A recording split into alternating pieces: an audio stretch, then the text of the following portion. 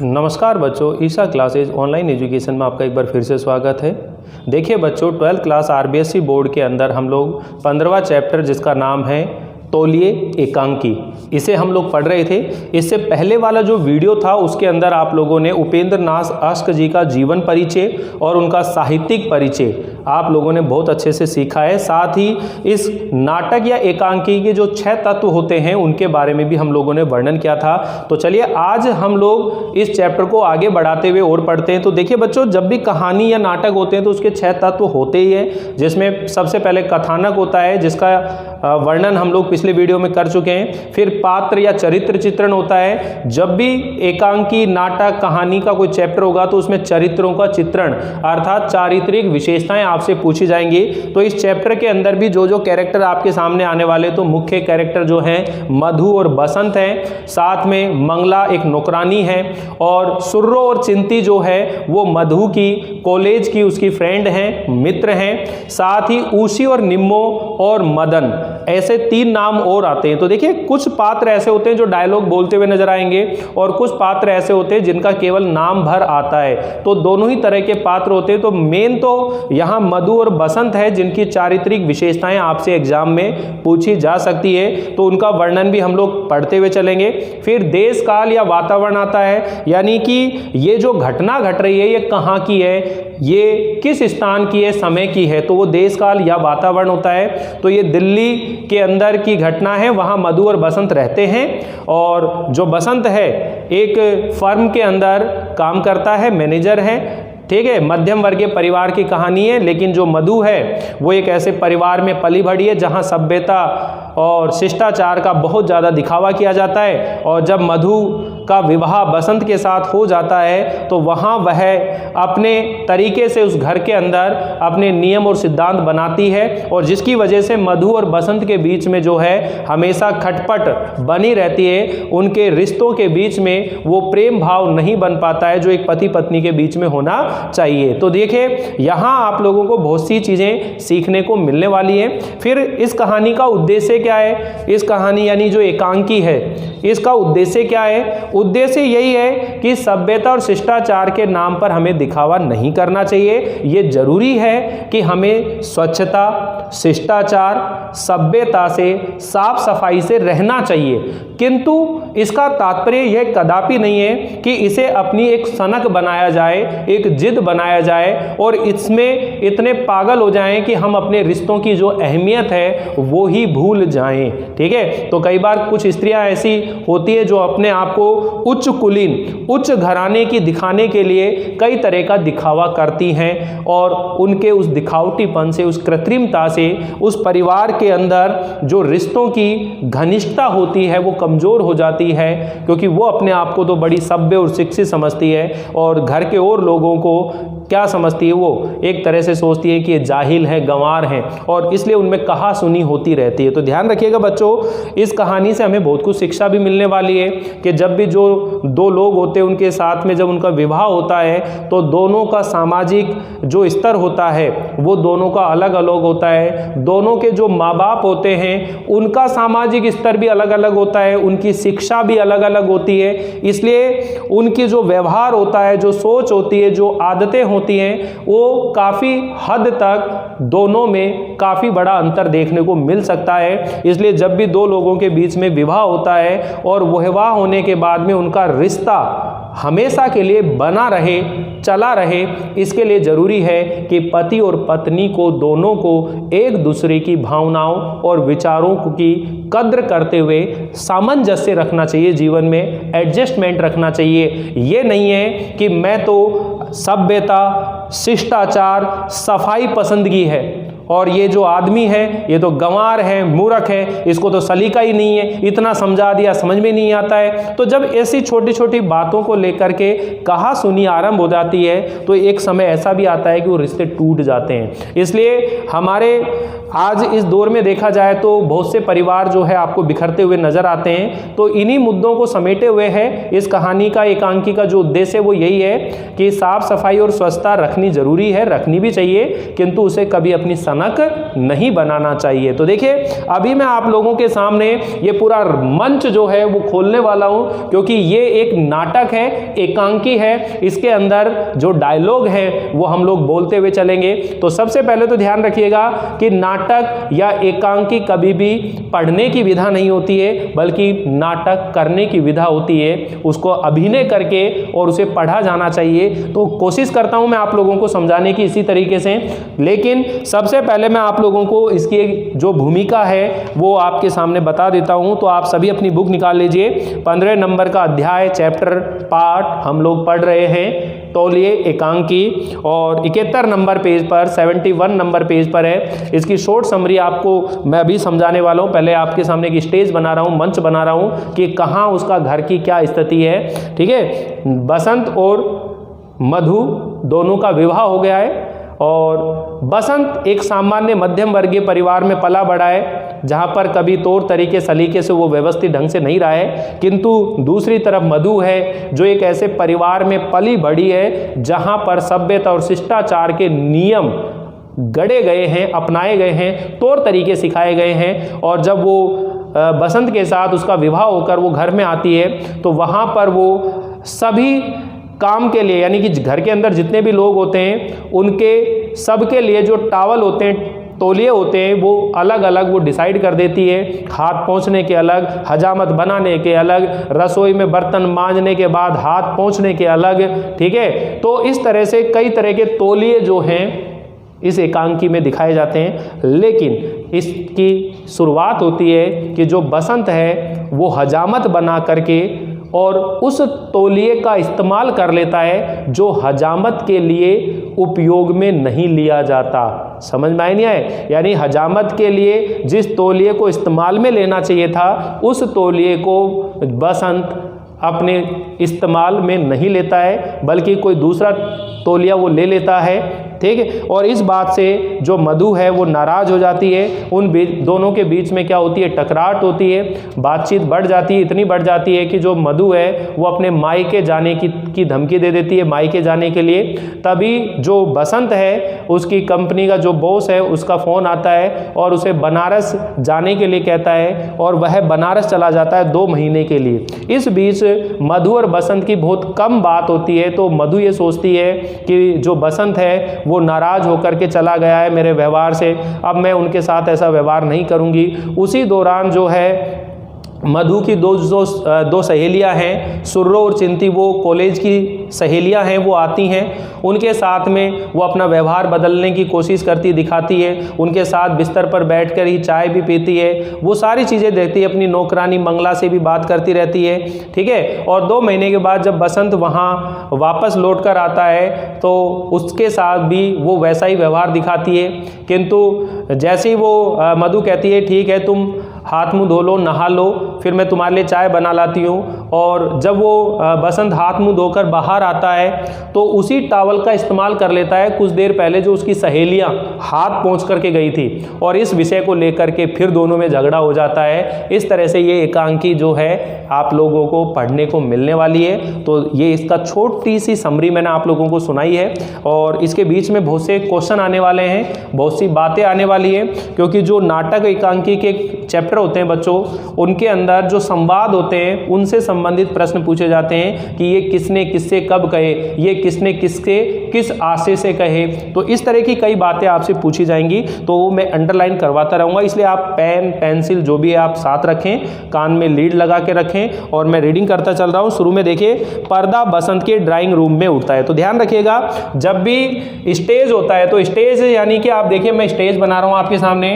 ये स्टेज हो गया। स्टेज जो है हमेशा 3 साइड से पैक होता है, एक साइड से ओपन होता है, यानी सामने इस स्टेज के सामने दर्शक बैठे होते हैं। लेकिन सही मायने में देखा जाए तो यहाँ एक पर्दा होता है, पर्दा होता है। ठीक है, तो ये पर्दा जो होता है, नाटक जब शुरू होता है तो ये पर्दा हटा दिया जाता है। इसका मतलब ये है कि दर्शकों के बीच में जो पर्दा है ये है, लगा रहता है, किंतु इसको हटा दिया जाता है और अंदर दिखाते हैं कि देखिए अब इस घर के अंदर क्या स्थिति हो रही है। तो ये जो घर है, ये जो घटना है, ये कहाँ की हो रही है? दिल्ली की है। और ये बसंत का जो घर है, अब सुनिए, पर्दा बसंत के ड्राइंग रूम में उठता है, यानी बसंत का ड्राइंग रूम है, लिविंग रूम है। ड्राइंग रूम न बहुत बड़ा है ना छोटा है, बहुत सजा हुआ भी नहीं है। बसंत एक 250 रुपये यानी 250 रुपये महीने कमाता है, पर नई दिल्ली, जगह कहाँ पर है? नई दिल्ली के 250 रुपये, लेकिन वह फर्म का एक मैनेजर है, इसलिए टेलीफोन भी लगा हुआ है, इसलिए कमरा भी सजा हुआ है। बाईं दीवार के साथ एक मेज, देखो अब देखिए ये 2 दीवारें होगी, यानी कि ये जो होता है दाहिना भाग हो गया, ये कौन सा हो गया? बाइना भाग हो गया, ठीक है। अब ये जो मंच है, इसका अगर हम बायां दायां करेंगे तो ये बायां हो गया और ये दायां हो गया। आप समझे नहीं समझे? अगर अपन मंच की बात करें, यूं सामने अगर मैं आपको नाटक दिखाने वाला हूं कुछ, तो ये मेरा क्या हो गया? ये जो सीधा हाथ है इसको दायां बोलेंगे, जो उल्टा हाथ है इसको बायां बोलेंगे, ठीक है। तो ये बोल रहा है बाईं दीवार पर, बाईं दीवार के साथ में एक मेज लगी हुई है। मान लीजिए ये जो है ये विंग्स होगी, इसकी स्टेज के अंदर बाहर जाने के लिए विंग्स होती है, और इधर से ये भी 2 विंग्स होगी अंदर से आने के लिए, और यहाँ पर ये कमरा बना हुआ है, ड्राइंग रूम बना हुआ है। तो यहाँ आप देखिए बाएं दीवार के साथ ये एक दीवार हो गई, ये एक दीवार हो गई, और इस दीवार के साथ में एक मेज लगी हुई है, इस दीवार के साथ में एक मेज रखी हुई है।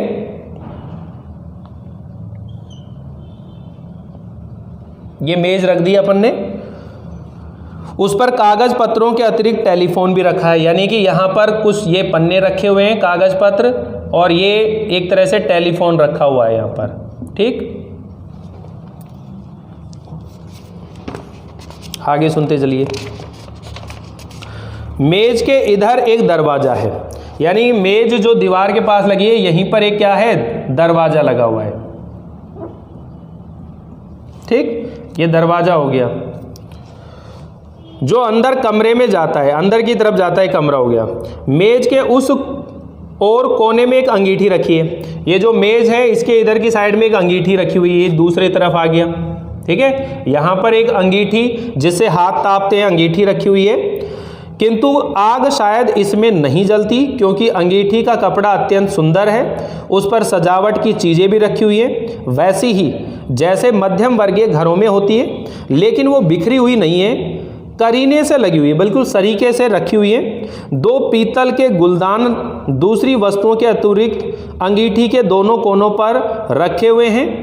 इसी अंगीठी के कपड़े की लंबी झालर को छूता हुआ रेडियो सेट नीचे एक छोटी सी मेज पर रखा हुआ है, जिसके मेज पोज का डिज़ाइन अंगीठी के कपड़े से मैच करता है और मधु की सुरुचि का पता देता है।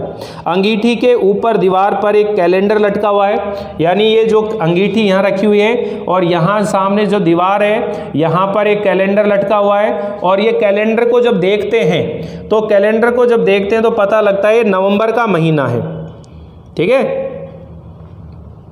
जिससे ठीक कि मेज पर बैठे हुए व्यक्ति के ऐन सामने पड़े, यहाँ मेज है तो यहाँ सामने बिल्कुल पड़ता है। कैलेंडर को एक नज़र देखने से मालूम होता है नवंबर का महीना है। तो इसमें 2 सीन है बच्चों, एक नवंबर, और जब 2 महीने बाद आएगा तो नवंबर के बाद दिसंबर जनवरी का महीना आएगा। अंगीठी के बराबर एक दरवाज़ा है जो रसोई में जाता है, यानी यहाँ से अगर हम बात करें तो ये रसोई होगी, इधर ये रसोई की तरफ जाता है इधर। इस दरवाजे से जरा हटकर सामने की दीवार के साथ एक बेंत के कोच का सेट है, बैठने का एक सेट लगा हुआ है, ठीक है।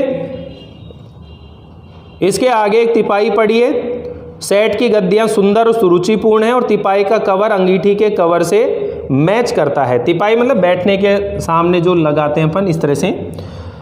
सामने दीवार के बाईं ओर कोच से जरा हटकर एक दरवाजा है जो स्नान गृह को जाता है। बाईं दीवार के साथ श्रृंगार की मेज यानी ड्रेसिंग टेबल भी रखी हुई है, यहीं पर ड्रेसिंग टेबल भी रखी हुई है, यहाँ पर स्नान गृह जाता है, इस तरह से अपन बात करें, ठीक है। ये ड्राइंग टेबल यानी वो हो गया, आईना हो गया जिसमें देख करके वो बात करेगा। बाएं दीवार के साथ श्रृंगार की मेज लगी है जिससे बसंत और मधु दोनों अपने टॉयलेट का काम ले लेते हैं। इसके ऊपर खूंटियों पर तौलिए टंगे हुए हैं। अब यहाँ पर जो है खूंटियाँ लगी हुई हैं और उनके ऊपर बहुत सारे टावल टंगे हुए हैं, क्या टंगे हुए हैं? ये टॉवल टंगे हुए हैं मेज के दोनों ओर। एक दो कुर्सियां पड़ी हुई है दाईं दीवार में। इधर को एक दरवाजा है जो बाहर जाता है। पर्दा उठते समय हम बसंत को श्रृंगार की मेज, यानी जो ड्रेसिंग टेबल है, ये जो ड्रेसिंग टेबल है इसके सामने मेज पर, श्रृंगार की मेज पर बैठे हजामत बने देखते हैं। वास्तव में हजामत बना चुका है और तौलिए से मुंह पोंछ रहा है। तभी रसोई के दरवाजे से स्वेटर बुनती हुई मधु प्रवेश करती है। अब समझ बैठिए क्या है स्टोरी।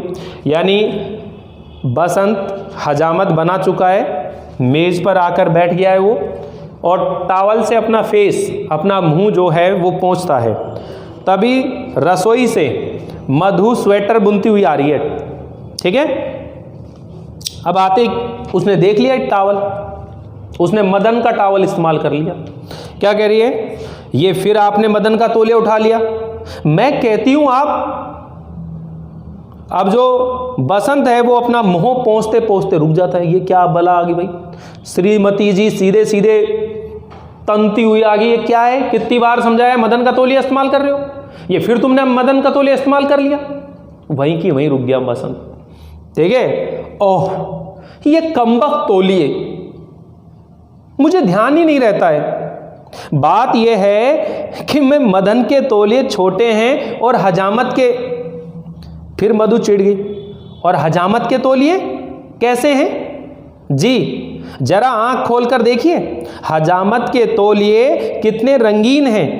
20 यूं तो धारियां पड़ी हुई हैं उनमें, और मदन के कितने सादे और लेकिन रोएदार तो हैं, दोनों हैं जी। आंखें बंद करके आदमी दोनों का अंतर बता सकता है। मैं कहती हूं, अब निरुत्तर होकर, यानी बसंत के पास अब कोई जवाब नहीं। वास्तव में मेरा ध्यान दूसरी ओर था। लाओ मुझे हजामत का तौलिया दे दो। कहाँ है? मुझे दिखाई नहीं दिया। अब खूंटी पर टंगा तौलिया उठाकर कहती है, ये तो टंगा है सामने, फिर भी ये टंगा तो है सामने, फिर भी नहीं दिखाई दे रहा। मैंने ऐनक उतार रखा है ना, और ऐनक के बिना तुम जानती हो हमारी दुनिया हमारी दुनिया तुम जानती हो कैसी होती जी। आपकी दुनिया, जाने आप किस दुनिया में रहते हो। अब तो ऐनक नहीं है, ऐनक हो तो कौन सा आपको कुछ दिखाई देता है, और मुंह फुलाकर धम से कोच में बैठ जाती है। यहाँ से निकली और यहीं धम बैठ गई। ठीक है, और चुपचाप स्वेटर बुनने लगती रहती है। बसंत हजामत का सामान रखता है और फिर अचानक उसकी ओर देखकर, तुमने फिर मुंह भुला लिया? नाराज हो गई हो? नहीं, मैं नाराज नहीं हूं। तुम्हारा ख्याल है कि मैं इतना मूर्ख हूं जो ये भी नहीं पहचान सकता। मैं कब कहती हूं? सामान वैसे ही छोड़कर कुर्सी को उसकी ओर घुमाते हुए, मैंने तुमसे कितनी बार कहा है कि अपने भावों को छिपा लेने की निपुणता तुम्हें प्राप्त नहीं है। तुम्हारी उपेक्षा, तुम्हारा क्रोध, तुम्हारी समस्त भावनाएं तुम्हारे इस आकृति पर प्रतिबिंबित हो जाती हैं। तुम्हें मेरी आदतें बुरी लगती हैं, पर मैंने तुम्हें अंधेरे में नहीं रखा। अपने संबंध में, अपने स्वभाव के संबंध में मैंने सब कुछ बता दिया था। मैंने अपने सब पत्ते, अब बीच में जैसे डॉट डॉट आती है, इसका मतलब तुरंत दूसरा व्यक्ति, दूसरा जो कैरेक्टर होता है वो बात को काटता है। कहने का मतलब बात बता रहा है कि भाई जब अपनी शादी हुई थी उससे पहले मैंने अपने बारे में, अपनी आदत के बारे में, स्वभाव के बारे में सब कुछ बता दिया था। अब मुझे दोष मत दे, ठीक है। मैंने अपने सब पत्ते मेज पर रख दिए थे। अरे मैं कब इनकार करती हूँ? तुम्हारी ये हंसी कितनी विषैली है। इसी तरह विष घोल घोल कर तुमने अपने स्वास्थ्य का सत्यानाश कर लिया है। वो चुप रहती है। मैं तुम्हें किस प्रकार विश्वास दिलाऊं कि मैं स्वयं सफाई का बड़ा भारी समर्थक हूं। इसमें क्या संदेह है, वो तो दिख ही रहा है। और मुझे स्वयं गंदगी पसंद नहीं है। पर मैं तुम्हारी तरह अरिस्टोक्रेटिक वातावरण में नहीं पला और मुझे नजाकतें नहीं आती हैं। हमारे घर में सिर्फ एक तौलिया होता था और हम 6 भाई उसे काम में लाते थे। आप मुझे अरिस्टोक्रेट कहकर मेरा उपहास करते हैं। अरे मैं कब कहती हूँ 10-10 तौलिए हों? 10 और किस तरह के होते हैं? अरे भाई, नहाने का अलग, हजामत बनाने का अलग, हाथ मुंह पोंछने का अलग, और फिर तुम्हारे और मदन के। अब मधु जो है पहलू को थोड़ा बदलती है, लेकिन मैं पूछती हूं इसमें दोष क्या है? जब हम खरीद सकते हैं तो क्यों ना 10-10 तौलिए रखें? कल परमात्मा ना करे हम इस योग्य ना रहें तो मैं आपको दिखा दूं कि किस तरह गरीबी में भी सफाई रखी जा सकती है। अरे तौलिए ना सही, खादी के अंगोछे ही सही, कुछ भी रखा जा सकता है, लेकिन जिस तौलिए से किसी दूसरे ने बदन पोंछा हो उससे किस प्रकार कोई अपना शरीर पोंछ सकता है? बसंत, मैं कब कहता हूं हम 6 भाई एक ही तौलिए से बदन पोंछते रहे? यानी मदन और ये जो बसंत है ये अपने भाइयों की बात कर रहा है। कितने भाई थे इसके टोटल? 6। लेकिन बीमारी हम में से किसी को भी कभी कोई बीमारी नहीं हुई, पर चर्म रोग तुम्हें और मदन को तो कोई बीमारी नहीं। और फिर रोग इस तरह नहीं बढ़ता, रोग बढ़ता है कमजोरी से। जब हमारे शरीर में रोग से लोहा लेने वाले लाल कीटाणु कम हो जाते तब। चूहा सैदन सा की बात जानती हो? अब ये क्वेश्चन आएगा कि चूहा सैदन सा के लोगों की तंदुरुस्ती का क्या रहस्य है, या चूहा सैदन सा के लोगों के स्वास्थ्य का क्या रहस्य है? तो ये उत्तर आप देख लेना। चूहा सैदन सा, शिकार करने के विचार से कुछ अफसर चूहा सैदन सा गए थे। जगह का नाम है कि शिकार खेलने के विचार से कुछ अफसर लोग चूहा सैदन सा गए थे। उनमें अमेरिका के रॉकफेलर ट्रस्ट के कुछ डॉक्टर भी थे। लंच के समय, ये अंडरलाइन कर लेना पूरी पैराग्राफ, लंच के समय उन्हें पानी की आवश्यकता पड़ी। बैरे ने आकर बताया कि गांव में कोई कुआं नहीं, लोग जोहड़ का पानी पीते हैं। डॉक्टरों को विश्वास नहीं आया क्योंकि जोहड़ का पानी मैला और चिकट था। ऐसी कोई बीमारी होगी जिसके कीड़े उस पानी में ना हो। और चूहा सैदन सा के जाट बिल्कुल हष्ट पुष्ट और लंबे तगड़े। मधु, तो क्या आप चाहते हैं हम जोहड़ का पानी पीना शुरू कर दें? उठकर कमरे में घूम जाता है। तुम इस बात पर अपनी विषाक्त हंसी बिखेर सकती हो। तुम्हें मालूम हो अमेरिका के डॉक्टर वहीं रहे। एक जाट के रक्त का उन्होंने विश्लेषण किया और मालूम हुआ कि उसमें रोग का मुकाबला करने वाले लाल कीटाणु, रोग प्रतिरोधक क्षमता वाले जो कीटाणु हैं वो रोग की मदद करने वाले कीटाणुओं से कहीं ज़्यादा है। तब उन्होंने वहाँ के लोगों की खुराक का निरीक्षण किया। पता चला वे अधिकतर दही और लस्सी का प्रयोग करते हैं और दही में बहुत सी बीमारियों के कीटाणुओं को मारने की शक्ति है। बीमारी का मुकाबला इन नजाकतों और नफासतों से नहीं होता, बल्कि शरीर में ऐसी शक्ति पैदा करने से होता है जो रोग के आक्रमण का प्रतिविरोध कर सके। समझे? तो यहाँ पर ये वर्णन क्या चल रहा है बच्चों कि जो बसंत है वो मधु को ये समझाने की कोशिश कर रहा है कि व्यक्ति का जो स्वास्थ्य है वो ये बाहरी जो दिखावा है, नजाकतें हैं, इससे नहीं होता है, बल्कि हृदय के अंदर, शरीर के अंदर जो है ताकत होनी चाहिए। शरीर अगर अंदर से कमज़ोर है तो उसे जल्दी ही कोई भी बीमारी रोक सकती है। वहाँ वह चूहा सैदन सा के लोगों का उदाहरण देता है। ठीक है, वहाँ पर अमेरिका के रॉक ट्रस्ट फेलर जो डॉक्टर है वहाँ पर आए थे और वहाँ वो रुके भी थे। जब वहाँ बैरे से पानी मंगाया तो बताया कि गांव के अंदर कोई कुआं नहीं है, लोग जोहड़ का पानी पीते हैं। ठीक है, तो उन्होंने वहाँ एक जाट का एक परीक्षण किया तो पता लगा कि इनमें रोगों से लड़ने वाले जो लाल कीटाणु, उनकी मात्रा रोग करने वाले, ठीक है, रोगों की मदद करने वाले कीटाणुओं से कहीं ज़्यादा है। तो उनकी खुराक थी दही और लस्सी, ये भी ध्यान रखेंगे। उनकी खुराक क्या थी? दही और लस्सी थी। मैंने चूहा सैदन सा की बात सुन ली। मैले तौलियों से शरीर में लाल कीटाणु फैलें या श्वेत, मुझे इससे मतलब नहीं है। मैं इतना जानती हूँ कि बचपन ही से मुझे सफाई पसंद है मामा जी। अब मेज के कोने के ऊपर वो बैठ जाता है। तुमने फिर अपने मामा और मौसा की कथा छेड़ दी। माना वो विलायत हो आए हैं, किंतु इसका ये मतलब तो नहीं है कि जो वो कहते हैं वो वेद वाक्य हैं। उस दिन तुम्हारे मौसाजी आए थे, उन्होंने हाथ धोए तो मैंने कहीं भूल से तौलिया पेश कर दिया, उन्होंने दांत निपोड़ दिए। मैं किसी दूसरे के तौलिए से हाथ नहीं पोंछता और वे अपने रुमाल से हाथ पोंछने लगे। अरे मैं पूछता हूँ, अगर वे उस तौलिए से हाथ पोंछ लेते तो उन्हें कौन सी बीमारी चिपट जाती?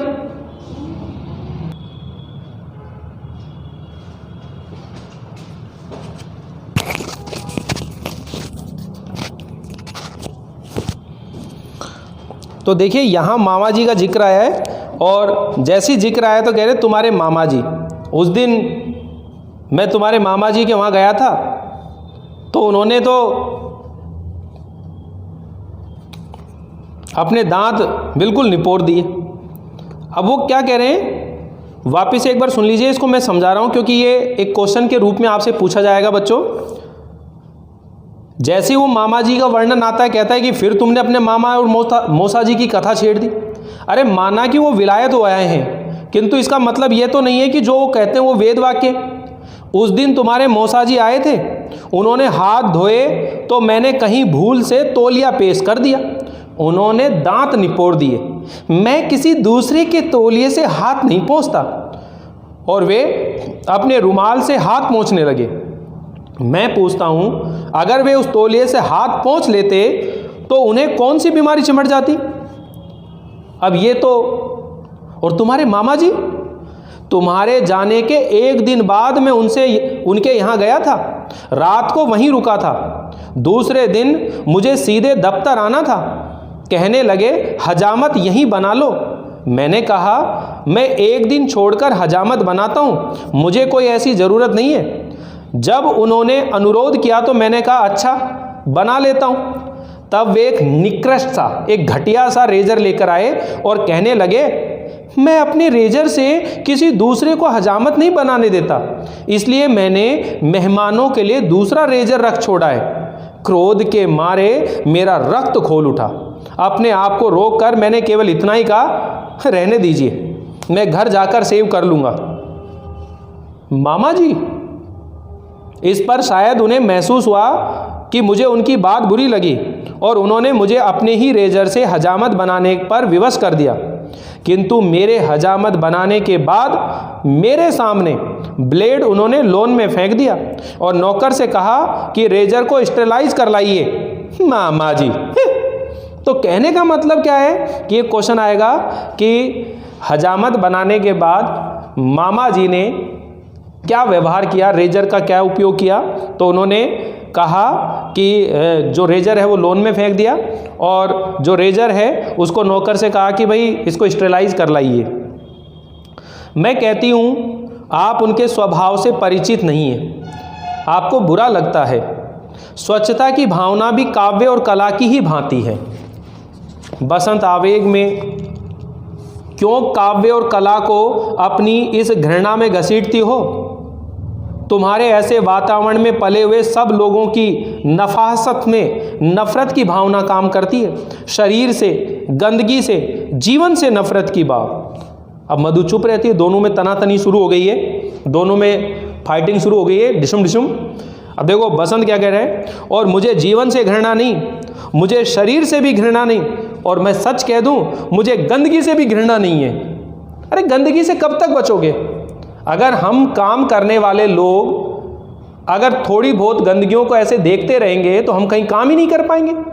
जीवन में जब व्यक्ति कोई काम करता है, कोई व्यवसाय करता है, तो न जाने कितने सारे लोगों से पाला पड़ता है उसको।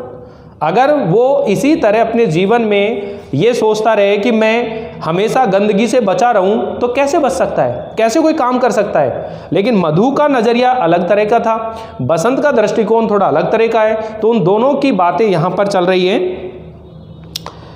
मधु हंसते हुए कहती है तो फिर कूड़ों के ढेरों पर बैठिए। फिर कुर्सी पर जा बैठता है और कुर्सी को और समीप ले आता है। मुझे गंदगी से घृणा नहीं, किंतु मैं गंदगी पसंद नहीं करता। बड़ा नाजुक सा फ़र्क है। यदि हमें जीवन का सामना करना है तो रोज़ गंदगी से 2-4 होना ही पड़ेगा, फिर इससे घृणा कैसी? जिन गरीबों को तुम अपने बरामदे के फर्श पर भी पाँव ना रखने दो, मैं उनके पास घंटों बैठ सकता हूँ। तो यहाँ पर ये जो बात आई है बच्चों, ये क्वेश्चन के रूप में पूछी जा सकती है, अंडरलाइन कर लीजिए कि मुझे गंदगी से घृणा नहीं किंतु मैं गंदगी पसंद नहीं करता, बड़ा नाजुक सा फ़र्क है, इस कथन का क्या आशय है? तो इसका मतलब ये है बच्चों कि जो बसंत है वह मधु से अपने व्यवहार, अपनी आदतों या अपने दृष्टिकोण को प्रस्तुत करते कहता है कि भाई मैं गंदगी से घृणा नहीं करता, लेकिन जो गंदगी है वो मुझे पसंद नहीं है। इसमें एक नाजुक सा अंतर है कि मुझे साफ़ सफाई स्वच्छता अच्छी लगती है, किंतु इसका मतलब ये नहीं है कि मैं गंदगी से घृणा करूं। मुझे गंदगी से घृणा नहीं है। क्यों नहीं है? क्योंकि मुझे जीवन में कई बार ऐसे लोगों से मिलना पड़ता है, उन लोगों के साथ काम करना पड़ता है। अगर हम इसी तरह गंदगी या गंदे लोगों के साथ घृणा करेंगे तो फिर काम करना ही क्या हो जाएगा? मुश्किल हो जाएगा और हमारा जीवन जो है अनेक तरह के कष्टों में बंद होकर के रह जाएगा। ठीक है, तो इसलिए वो बात बताता है यहाँ पर, और मैंने ऐसे गंदे इलाकों में जीवन के निरंतर कई वर्ष बिताए हैं जहां तुम्हारी स्वच्छता की सनक तुम्हें गुजरने तक ना दे। समझी? अब मधु वहीं बैठे और वैसे ही स्वेटर बुनते हुए, पर अब तो आप विपन्न नहीं हो, अब तो आप निर्धन नहीं हो, अब तो आप गंदे इलाकों में नहीं रहते। विपन्नता की व्यवस्था को मैं समझ सकती हूँ, किंतु गंदेपन का स्वभाव मेरी समझ से दूर की वस्तु है। वसंत, तो तुम्हारे विचार से मैं स्वभाव से गंदा हूं। मैं कब कहती हूं? विशैली हंसी हंसती है। ऐसे दिन मुझ पर आए हैं जब एक बनियान पहने मुझे कई दिन गुजर जाते थे, उसे धोने तक का अवकाश न मिलता था, और अब मैं दिन में 2 बार बनियान बदल लेता हूं। अगर ये गंदेपन की आदत है तो मैं कब कहती हूँ स्वच्छता बुरी नहीं है, पर तुम तो हर चीज़ को सनक की हद तक पहुँचा देती हो, और सनक से मुझे चिढ़ है। बनियानों और तौलियों की कैद मैंने मान ली, किंतु यदि मैं गलती से बनियान ना बदल पाऊँ या गलत तौलिया ले लूँ तो इसका यह मतलब तो नहीं कि मैं स्वभाव से गंदा हूँ, और मेरे इस स्वभाव पर तुम्हें मुँह फुलाकर बैठ जाना या अपनी विशैली हंसी बिखेरना चाहिए। वो चुप रहती।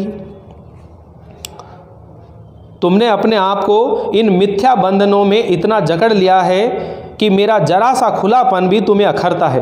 अपने सिद्धांतों को तुमने सनक की हद तक पहुंचा दिया है। ऊसी और निम्मो, अब ये ऊसी और निम्मो केवल नाम आए हैं, ये बसंत जो है उनकी भतीजी हैं, उनके नाम हैं। अब मधु जो है बुनना छोड़ देती है, आपने फिर ऊसी और निम्मो की बात चलाई।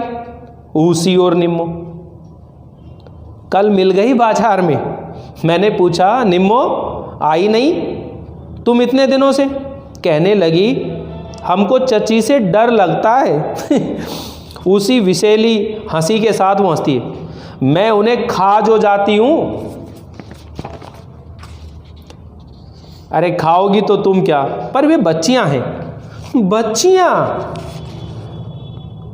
उसके व्यंग को अनसुना करके तिपाही पर बैठते हुए, हंसना उनका स्वभाव है, वे हंसेंगी तो बेबात की बात पर हंसेंगी, और तुम्हारा एटिकेट बस दबे दबे घुटे घुटे फिरो।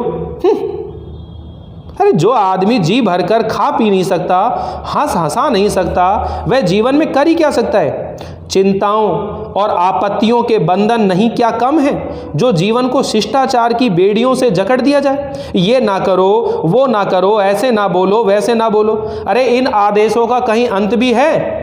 अब देखो ये क्या बोल रही है बच्चों, ये यहाँ पर ये बात आ रहा है, बसंत ये कहना चाह रहा है कि हमारे जीवन के अंदर वैसे ही बहुत सारे बंधन हैं, वैसे ही बहुत सारी मुसीबतें हैं, ठीक है, और उस जीवन को ये शिष्टाचार और सभ्यता की बेड़ियों में और बांध दिया जाए तो व्यक्ति और भी ज़्यादा उलझ जाएगा। अपना खुला जीवन वो कैसे जिएगा?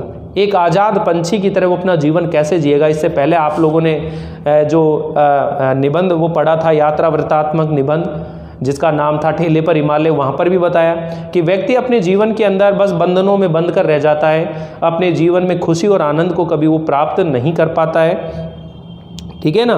तो उसी चीज़ को यहाँ पर इस तरह से देख सकते हैं आप। और फिर तुम्हारे इस शिष्टाचार में वो स्निग्धता, वो अपनापन कहाँ है? तुम्हारे आने से पहले मैं, देव और नारायण एक ही लिहाफ में बैठ जाते थे, एक ही चादर में बैठ जाते थे।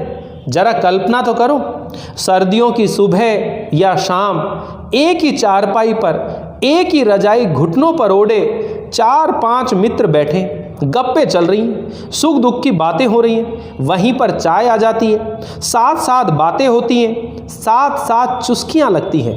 अरे इस कल्पना में कितना आनंद, कितनी स्निग्धता है। लेकिन अब मित्र आते हैं, अलग अलग कुर्सियों पर बैठ जाते हैं, एक दूसरे पर बोझ मालूम होता है। अरे चिड़िया तक को फटकने नहीं देती हो तुम बिस्तरों के पास। मैं तो इस तकल्लुफ में घुटा जाता हूं। जाकर कुर्सी पर बैठ जाता और हजामत का सामान जो है ठीक से रखने लगता है। मैं तकल्लुफ स्वयं पसंद नहीं करती, पर जब दूसरों को सफाई का कुछ भी ख्याल ना हो तो विवश होकर इससे काम लेना पड़ता है। आप ही बताइए, कितने लोग हैं जिन्हें सफाई की आदत है? कितने हैं जो हमारी तरह पांव धोकर रजाई में बैठते हैं? अरे पांव धोने की मुसीबत रजाई में बैठने का लुत्फ ही किरकिरा कर देती है। कुत्ता भी बैठता है ना तो दुम मिलाकर बैठता है। मनुष्य स्वभाव से ही स्वच्छता प्रेमी है। मैं गंदे लोगों से घृणा करती हूँ। घृणा? यही तो मैं कहता हूँ, तुम्हें मुझसे घृणा है, मेरे स्वभाव से घृणा है। तुम्हारा वातावरण मेरे वातावरण से घृणा करता है। ये आप कह सकते हैं। तुम्हें मेरी हर एक बात से घृणा है, मेरे खाने पीने से, उठने बैठने से, हंसने बोलने से। मैं जब हंसता हूं तो सीना फुलाकर हंसता हूं। और इसीलिए ऊसी और निम्मो, आपने फिर ऊसी और निम्मो की कथा छेड़ी। मुझे हंसना बुरा नहीं लगता, पर समय कुसमय का भी ध्यान होना चाहिए। उस दिन पार्टी में आते ही ऊसी ने मेरे कान पर चुटकी ले ली और निम्मो ने मेरी आंखें बंद कर ली। कोई समय था उस तरह हंसी मजाक का? मुझे हंसी मजाक से घृणा नहीं है, अशिष्टता से घृणा है। ऊशी परले सिरे की एक अशिष्ट और असभ्य लड़की है। मदन की वर्षगांठ के दिन वे सब आए थे। निम्मो इतनी चंचल लड़की है, पर वह तो बैठ गई एक और। ये नवाबजादी सैंडल समेत आ बैठी मेरे सामने, टांगे पसारे, और उसके गंदे सैंडल मेरी साड़ी के बिल्कुल समीप आ गए। आप इस शिष्टता को शौक से पसंद करें, मैं तो इसे कदापि पसंद नहीं कर सकती। अरे जिसे बैठने का, उठने का, बोलने का सलीका नहीं, वह मनुष्य क्या पशु है? पशु? तो तुम मुझे पशु समझती हो। तुम मनुष्य की प्राकृतिक भावनाओं को बांध कर रखना चाहती हो कठिन सिद्धांतों की बेड़ियों में, ताकि उसकी रूह ही मर जाए। मुझे यह सब पसंद नहीं है, इसलिए तुम मुझसे घृणा करती हो। तुम्हारी इस विषाक्त हंसी में मैं जानता हूं कितनी घृणा छिपी है, और मुझे डर है कि किसी दिन मैं सचमुच पशु ना बन जाऊं। अभी मेरा जी चाहा कि इस जलील से तौलिए को उठाकर बाहर फेंक दूं, और मेरा जी चाहा करता है कि तुम्हारी इस हंसी का गला घोट दूं। घृणा तो मेरी हर बात से घृणा करती हो, मुझे पशु समझती हो। तो देखिए बच्चों, आप लोग यहाँ इसे अंडरलाइन लगा लीजिए, थोड़ा सा है, इसको चल कर देते हैं, कोई बात नहीं। आप नाहक हर बात को अपनी ओर ले जाते हैं। अपनी कल्पना से मेरे दिल में वो बात देखते हैं जो मैं स्वप्न में भी नहीं सोचती हूँ। मुझे आपसे घृणा है या नहीं, इसे मैं नहीं जानती हूँ, पर आपको मुझसे ज़रूर घृणा है। आपने मुझसे शादी कर ली, मैं जानती हूँ। क्यों कर ली ये भी जानती हूँ, लेकिन विवाह के लिए आपका तैयार हो जाना ये नहीं बताता कि आपको मुझसे नफरत नहीं है। इसका क्रोध चाहे अब आप मेरी सफाई पर निकालें, चाहे मेरी पोशाक या मेरे स्वभाव पर। तो इस तरह से दोनों में तनातनी हो गई है। आप अंडरलाइन कर लीजिए। इसका जो क्लाइमेक्स है, ये जो बातें हैं, ये हम लोग नेक्स्ट वीडियो के अंदर पढ़ने वाले हैं। अगले वीडियो के अंदर इस चीज़ को, इस चर्चा को आगे बढ़ाने वाले हैं। तो आप लोगों को ये वीडियो कैसा लगा मुझे ज़रूर बताइएगा, क्योंकि ये थोड़ा सा पार्ट रख लिया है, क्योंकि अगले वीडियो के लिए इसको लिंक करते हुए हम लोग पढ़ेंगे। तो मिलते हैं अगली बार इस चैप्टर को आगे बढ़ाते हुए। तब तक के लिए थैंक यू, बाय बाय।